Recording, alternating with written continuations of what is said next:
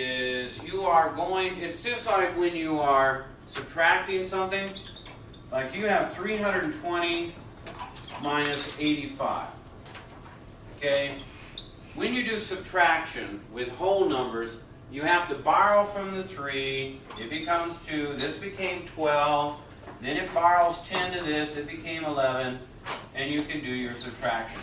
All of you are used to this, right? All of you have done that many, many times. Now, when they do that with fractions, they do the same thing. They have 8 and 1/4.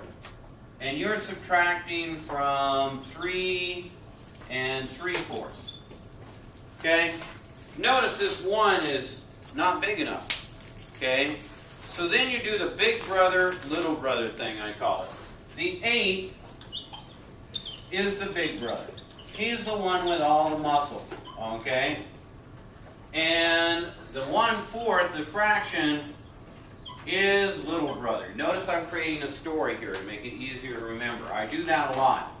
Learn to create stories around anything that you want to learn to give your brain a hook to remember it. Okay, it's much easier if you create a story. Now, little brother's not big enough to handle the bully, the 3, right? So, big brother says, I will give you 10, or I will give you 1. Okay? Now, you notice that the denominator is 4, 4. So when big brother gives up 1, he turns it into a fractional form with a denominator of 4. So 4, 4. Okay? And that is going to be added to the muscle of the little brother, and you're going to end up with 5/4. So now we have 7 and 5/4 minus 3 and 3/4.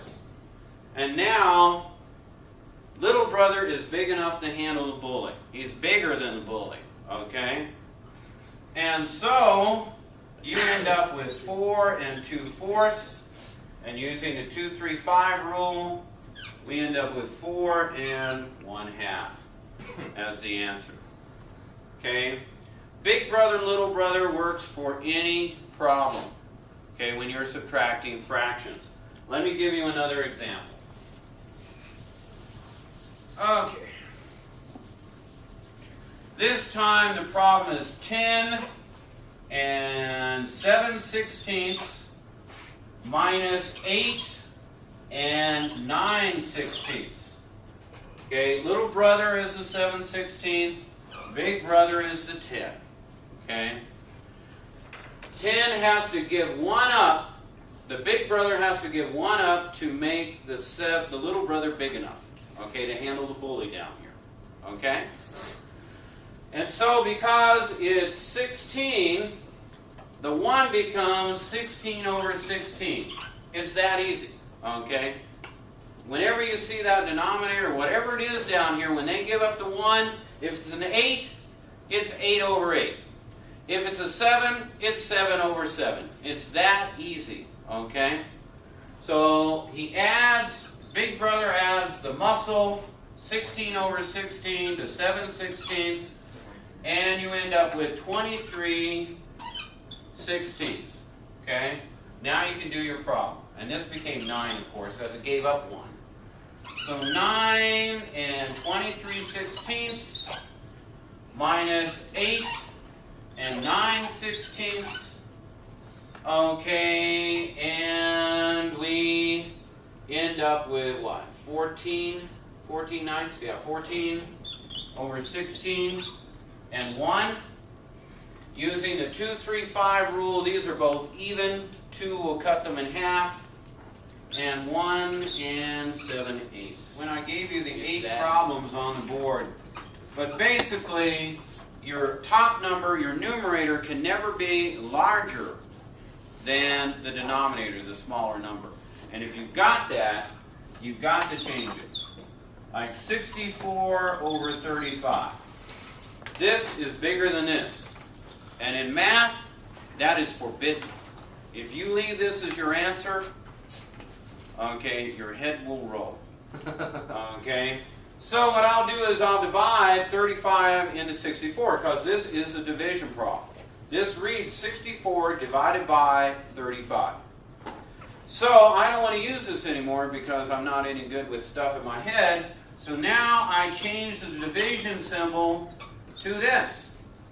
Because remember, the three symbols that we have for division are this, the fraction form, and the box. They're all interchangeable. Okay? So I switch from the fraction form to this. Okay? Alright, so I go, how many times does 3 go into 6? 2 times. It's not going to work this time. Because I know 2 times 35 is 7. Okay, I just know that one. So I know it's going to be 1. I subtract 35, I borrow, turn that into 14, and I end up with 29. Now this number, this remainder, will always go over this if you're doing fractions. You will create a fraction, always. That 35 goes nowhere if you're going to keep it as a fraction. And now you have a mixed number, a mixed fraction. The 1 and 29, 35.